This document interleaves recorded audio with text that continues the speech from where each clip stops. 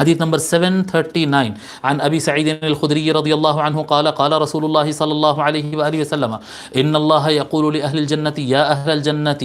بے شک اللہ کے رسول صلی اللہ علیہ وسلم فرماتے ہیں بے شک اللہ تبارک و تعالی جنتیوں سے کہے گا اے جنتیو، اے جنت والو، فیقولون ربنا لبیک ربنا وسعدیک والخیر فی یدیک، جنتی لوگ سارے جواب دیں گے اے مولا حاضر ہے، حکم فرما، سارے خیر تیرے ہی ہاتھ میں، حکم فرما مولا۔ فیقول هل رضیتم، اللہ تعالیٰ جنت میں ڈالنے کے بعد جنتیوں سے کہے گا اے میرے جنتیوں تم خوش ہو،